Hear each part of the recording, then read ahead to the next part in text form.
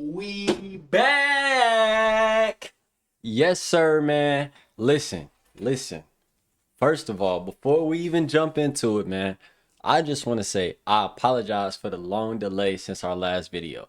If y'all don't know, well, obviously y'all don't know, but I recently moved. That's why the area looks different, and I've been, dealing with all of that.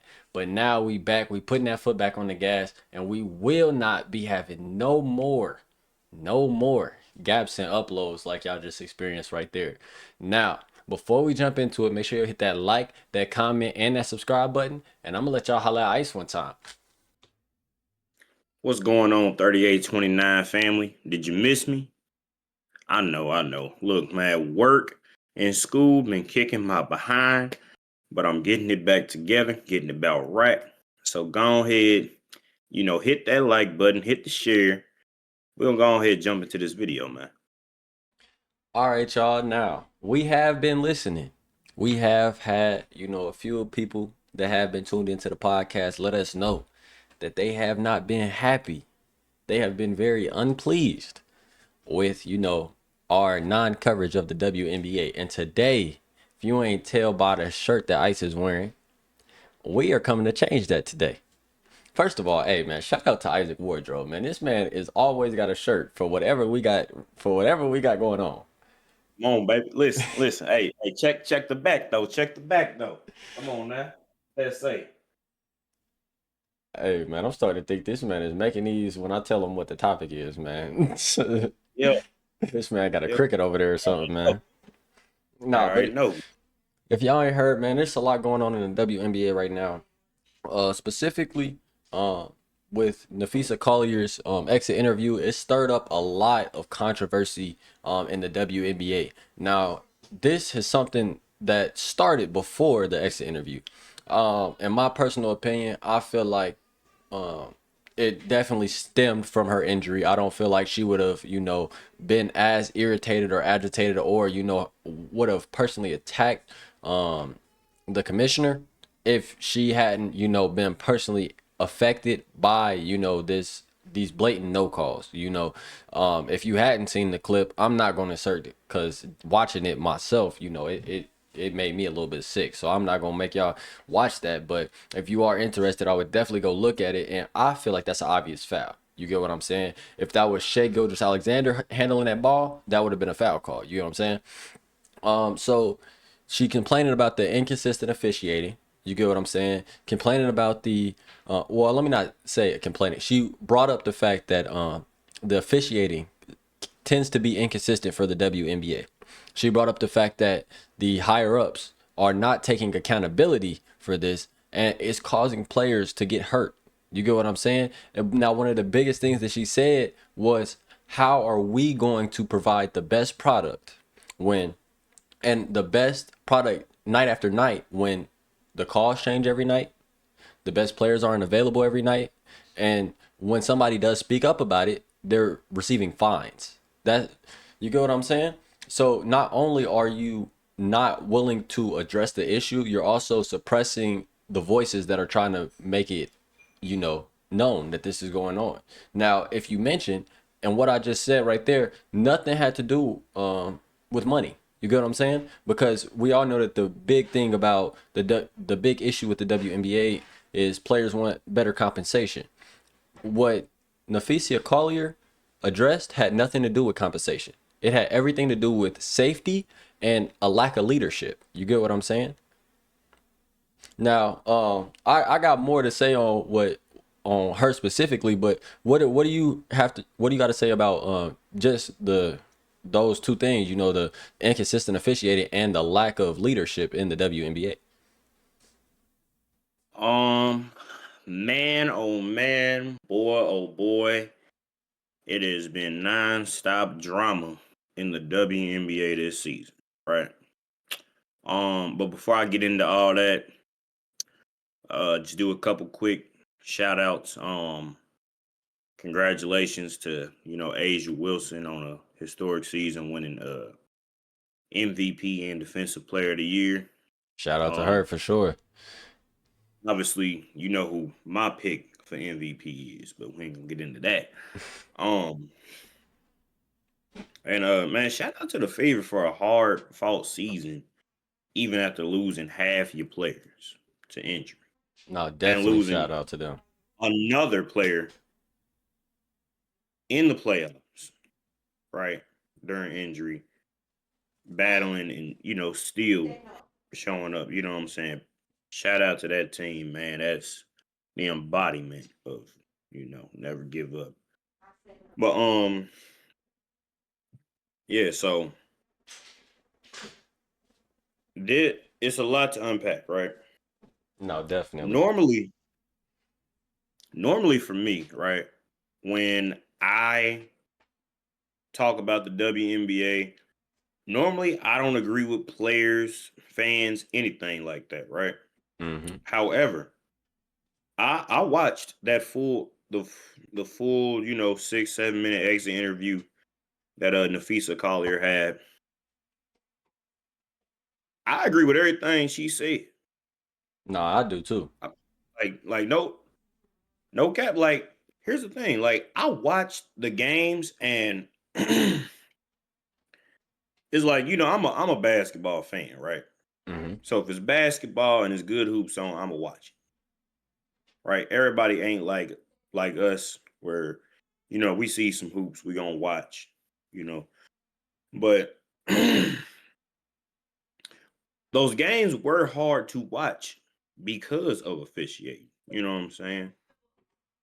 Players getting injured there because the reps don't they want to pick and choose when they control the games, right? Mm-hmm. Like you won't try to control the game to protect players from getting injured, but you'll try to control it to swing certain outcomes in your favor, right? No, definitely. And so, yeah, Nafis is absolutely right when it comes to consistency with the officiating, right? Because I'll tell you what, when it comes to Kathy and her making those comments about, oh, only losers complain about officiating. Well, Asia Wilson and the Aces just advanced to the finals. Now, mind you, we already stated that Asia Wilson won MVP and Defensive Player of the Year this year, right? Mm.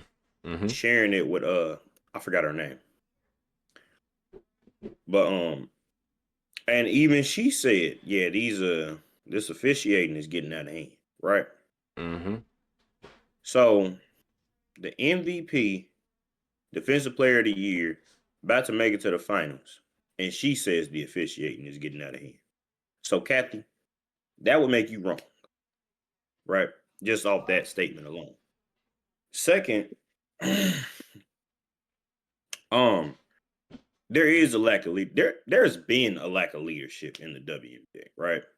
Mm-hmm. There was no telling what direction they were going to move into. Like, they kind of got lucky with these incoming rookies coming in, right? No, definitely. Like Nafissa said, right? The Pages, the Caitlins, and the Angels, you know, and there's gonna be more of them coming, right? Exactly. Like Juju soon to come. Yeah, Juju. When Juju comes, I tell you what, you better have your ducks in order and your aces lined up, because I'm telling you now, right? If you blow that, you can forget about the WNBA. You can forget it. No, Because seriously. how long you gonna blow your opportunity to keep raking in money, raking in cash, getting that revenue off these players, right? Mm-hmm. No, sorry to cut you off. Give me 1 second though. But yeah, if they miss out on the Juju hype, like I said, you can forget about a WNBA. I'm Mm-hmm. not saying there won't be a women's basketball league, but it won't be the WNBA, right? So you have to get this right. And I'm Mm-hmm. talking about for both sides, right? Mm-hmm. For the players and for the owners and the commission and the league, right? Yeah. And so with that being said, it's like she, what I'm saying, she wasn't the only one, right? Fever had their exit interviews. Sophie had her bit to say. Sophie's never scared, right? Shout out Sophie. You know what I'm Hmm. saying? Definitely shout out Sophie Cunningham.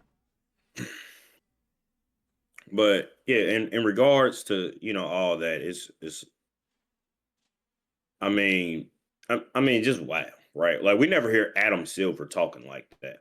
How Kathy is. Yeah, You and the know, thing is, I hadn't even brought up what she had said, but let get me in. let me bring up the exact, or first let me exactly quote what Nafisa Collier had said about the sustainability. Her exact quote was, "The league talks about sustainability. This is about sustainability. How are you going to protect your players? How are you going to make sure that we have the best product on the floor night after night when it's so inconsistent or people are getting hurt left and right?" I feel like that is a valid, very valid point. Now, Exactly. to follow it up, she also mentioned that Kathy Engelbert had some comments on not only Caitlin Clark, but a lot of the young stars entering the league that have, been, I would say that the young stars have been the head of, one speaking up about compensation. You get what I'm saying? I feel like, yes, the compensation in the WNBA had been an issue before, but I feel like with this new era of players, that it's really been amplified. But for you to say that Caitlin Clark and all of these different players should be on their hands and knees thanking you, that's ridiculous. That's ridiculous because let's not forget that LSU Iowa game was breaking records in numbers. That was not an NBA officiated, I mean, a WNBA officiated game. That was an NCAA game, meaning that these players had a name before, way before they got to the NBA. I knew who Paige was back in high school when they were saying that she was going to be the greatest women's basketball player of all time. You did not give her a platform. If anything, these players have done nothing but help your platform. Now, to speak on Caitlin Clark, I'm not sure if you noticed, but Caitlin Clark had played in all 139 games in her 4-year college career. Never missed a single game. In her first year in the NBA, continued that, but we saw how Caitlin was being treated on the floor. You get what I'm saying? We saw how aggressive players were, and we saw that the league didn't really do a good job of protecting her. Now we enter year 2. She has sustained 5 different injuries, including a left leg injury that she dealt with in the preseason. 5 different injuries. She has missed 31 out of 40 possible games, not including the postseason.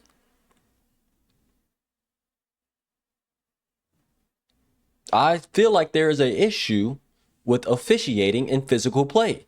When a player has not had a injury history at all, and now only their second year in the league can barely even stay on the floor. And that's not a knock against Caitlin. We know that she's working hard to do conditioning and do everything she can to get back on the floor. Some of it is bad injury luck, but at the same time, there were preventative measures that could have been taken that were not taken. They weren't taken. Now, let's talk a little bit about Kathy Engelbert a little bit, because it's easy just to rag on somebody, but let's talk about some of her accomplishments in her role as commissioner of the WNBA. One, before Nafisa Collier's exit interview, she had already been on the hot seat. That was reported in circles in the NBA as well as the WNBA. She had just not been doing what the higher ups had wanted for her. Like you said, the stuff that she does and says is stuff that Commissioner Adam Silver, who is seen as, a player's commissioner, would never do. Get what I'm saying? Now, she came into the league 2019. She's helping bring in 6 new expansion teams by 2030. Now, let's be real. Do you think that 6 new expansion teams would be getting added to this league if it weren't for Caitlin Clark's notoriety, Angel Reese's notoriety, Paige's notoriety? And I'm not trying to knock these veteran players and just focus on these 3 players, But realistically, these veteran players have been around before these players arrived, and was the hype there? I'm not saying that these players aren't good. I'm not saying that at all. But they did not bring in the attention that these younger players are bringing in. I do not Yeah. believe that 6 teams would be getting added to the WNBA if it wasn't for those 3 girls.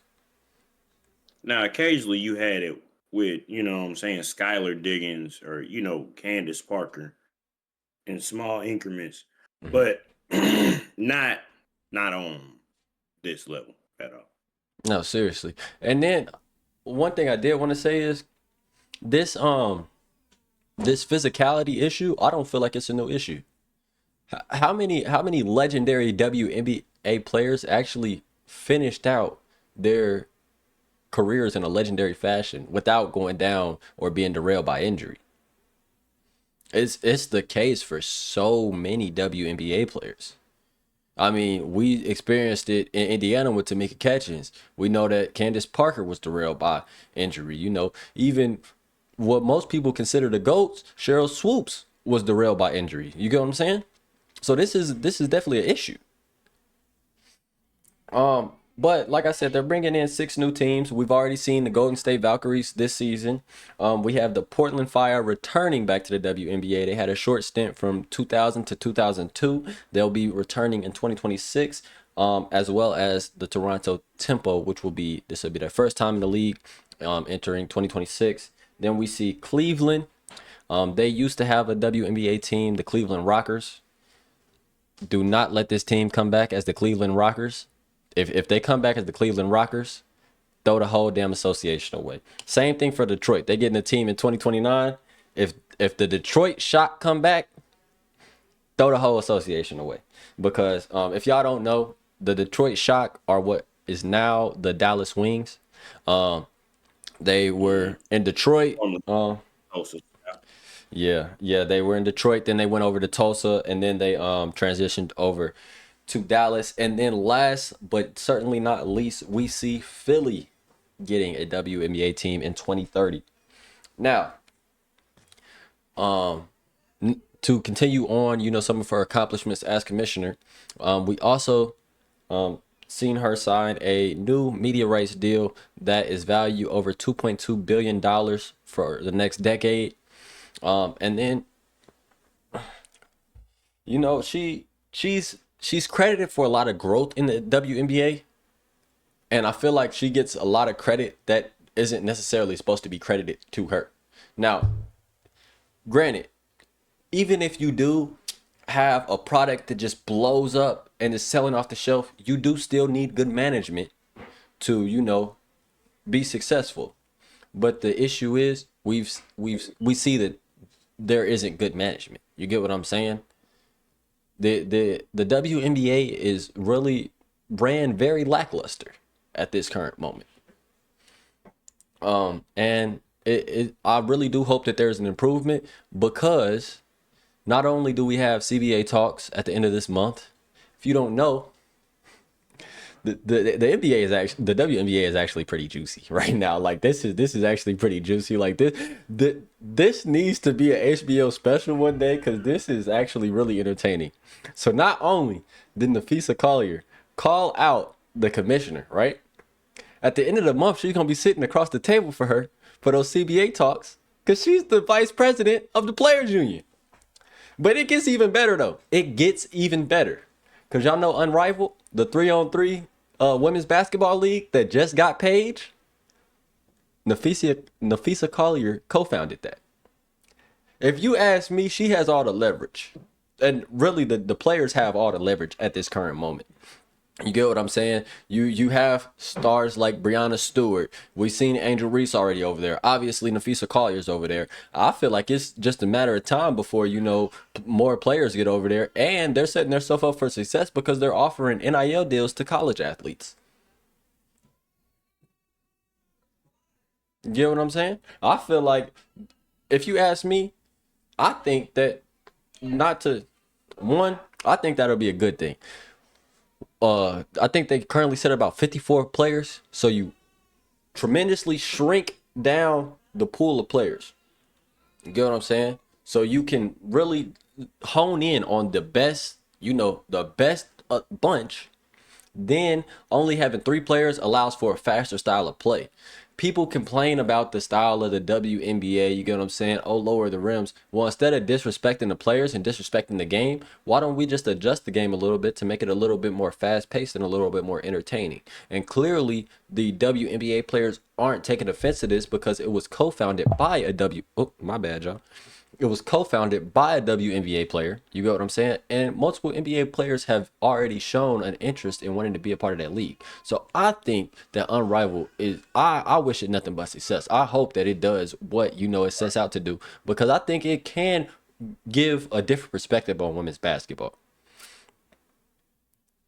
Nah, absolutely, absolutely. And yeah, sorry to do this, but I'm gonna take it from the top. All right. Uh, Caitlin Clark, right? Yeah, like I said before, Kathy just made nasty comments about, you know what I'm saying, the players and all that. And it's like if anything, it should be the other way around, right? It's like, what does she have like a slave owner mentality? Oh, you be a good little girl. Like what is that what we doing? The Donald Sterling of the WNBA.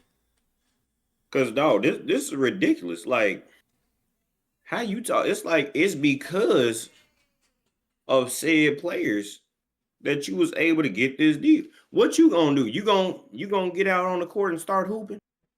No, you gonna throw your back out. But man, that's just absolutely freaking ridiculous, man. WNBA has been under bad management since forever. It desperately needs change, right?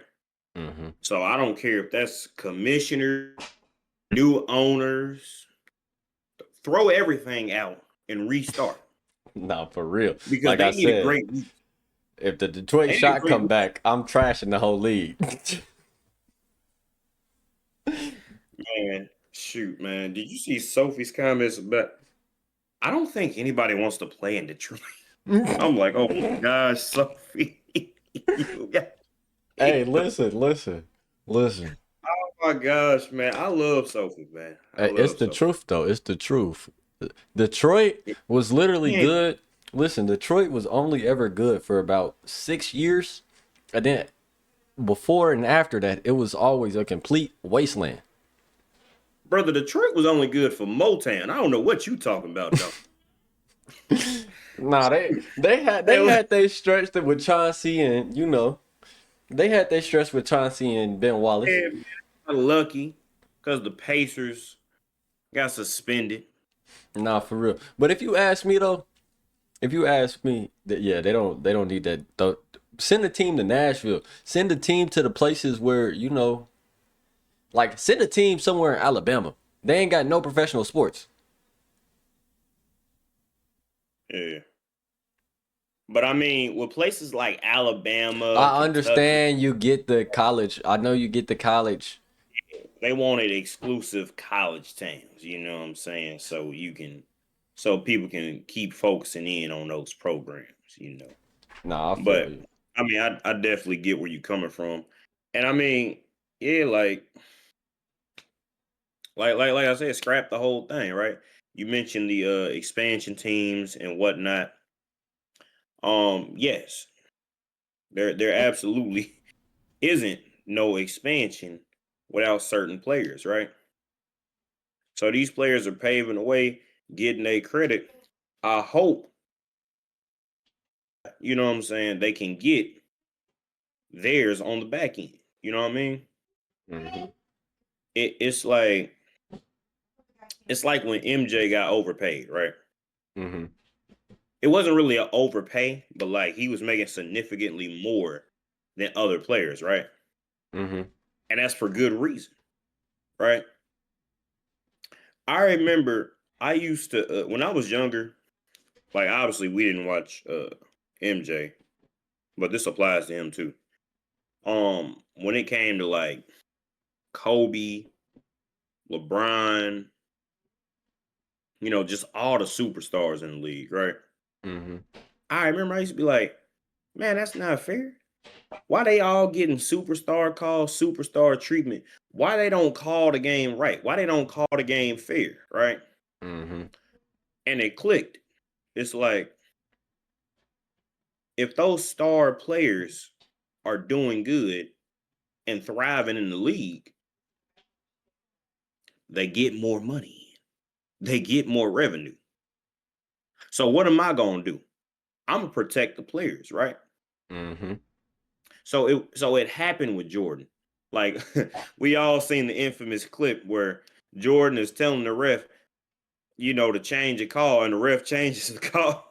I mean, that is kind of funny, right? That's a little wild, but I mean, when you take into account like from a business standpoint, it does make sense, right? Protect your most valuable asset.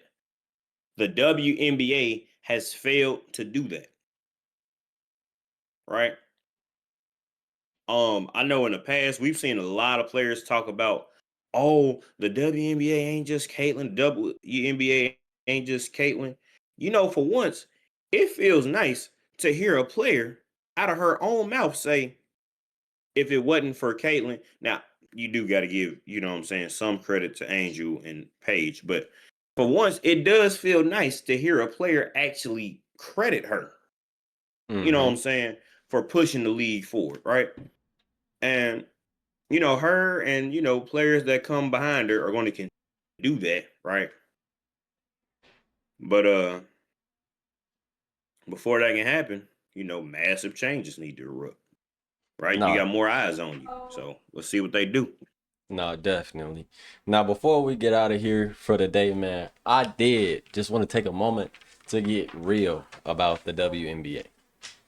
Now, this is something that I am just personally very tired of seeing. Like in my personal opinion, if you say this, you're unintelligent. When people try to compare the WNBA to minor league baseball or something like that, throw that out. I'm tired of hearing that. The WNBA is a professional women's basketball league.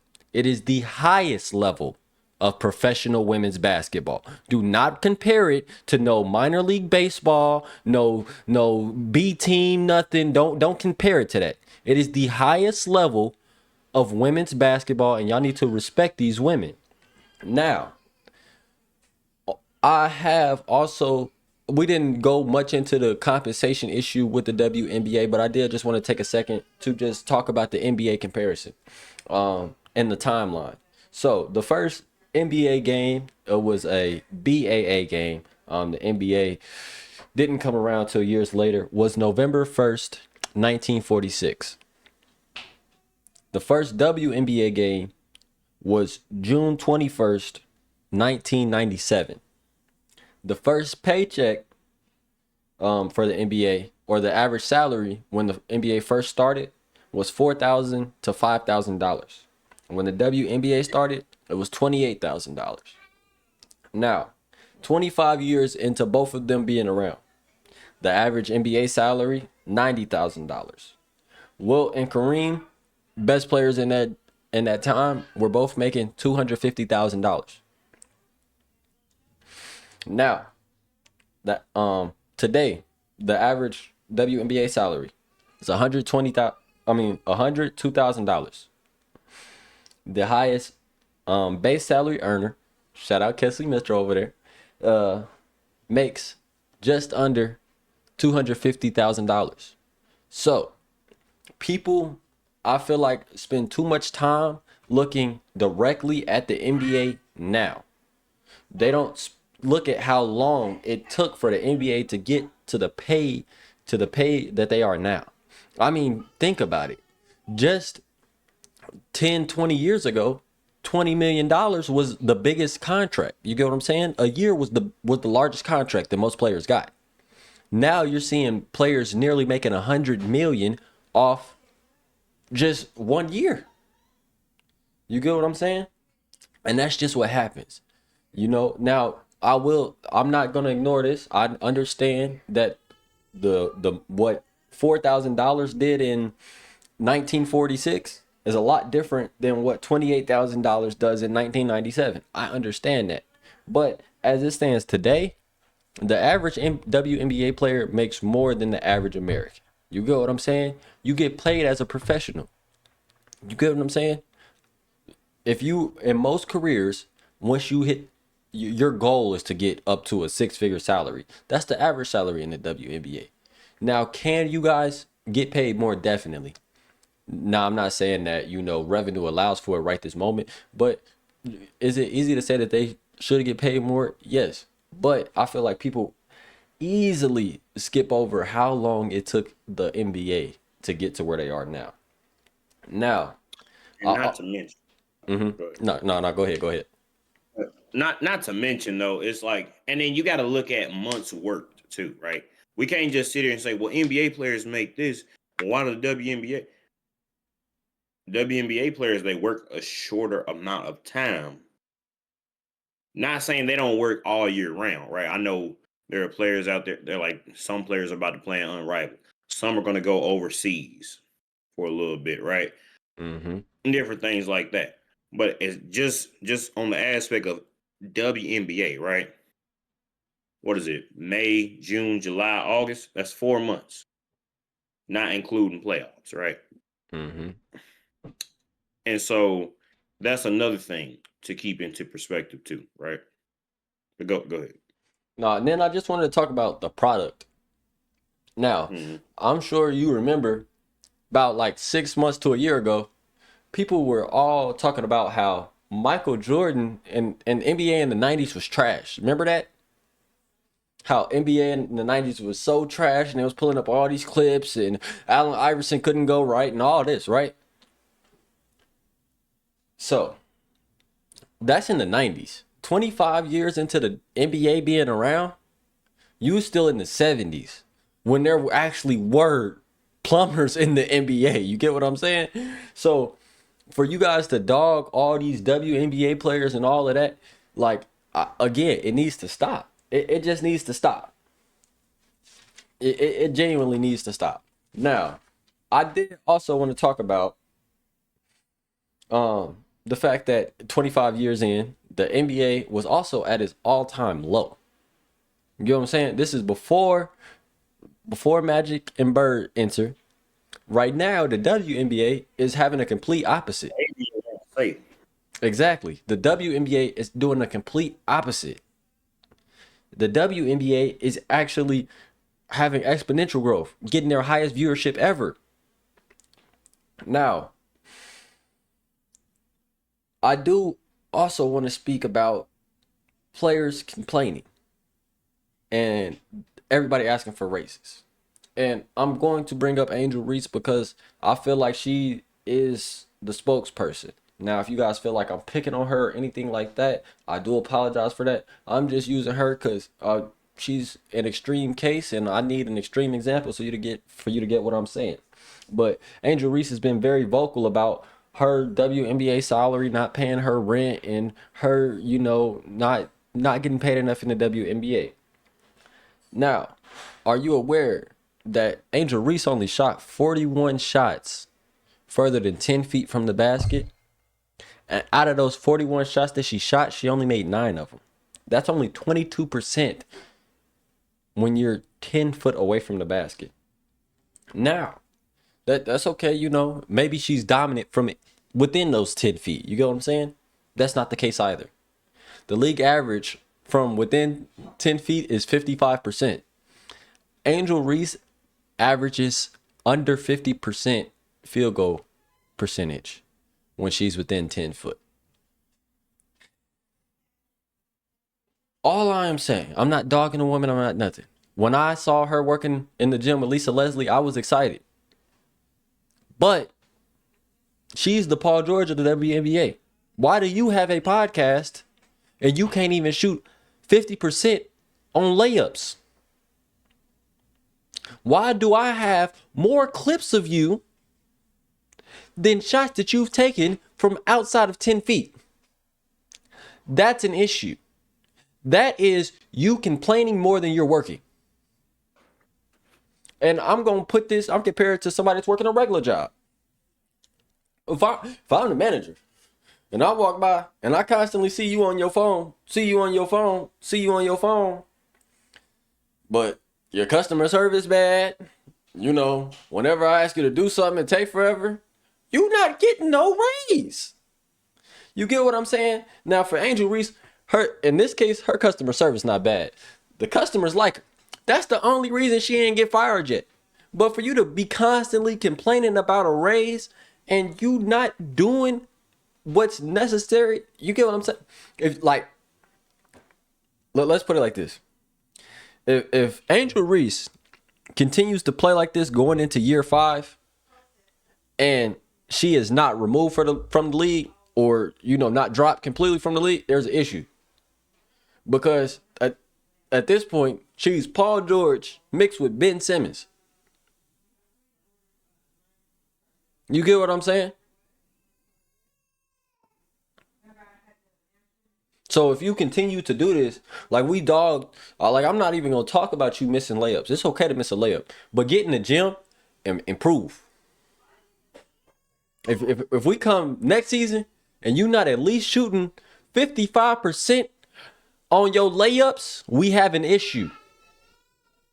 You don't need to be the spokesperson for the NBA. At this point, you're doing more harm than you are helping. Because when we go to look at you, all we see is bad footage, bad hoops. But that's all I had to say to get real. Montages of you and everything. It's they got unrivaled montages of you, dog. Like that league just started. How they got a montage of you on unrivaled? Dog. Yeah, it's all bad. But man, that's really all I had to say, man. We need to see an improvement in leadership. I would like to see an improvement in pay, but at the same time, if you guys are going to continue to advocate for an improvement in pay, I want to see an improvement in the product that is produced. That's it. We can go ahead and hit the outro now. All right, y'all. That's going to do it for this episode, man. I'm so glad to be back on the podcast, back hollering at y'all again, man. So make sure y'all stay tuned because like I said, we not doing no more breaks. So the next episode going to be back real soon. If you like the episode, make sure you go ahead, drop a like, a comment, share the video with friends. And I'm going to see you on the next one, man. Peace.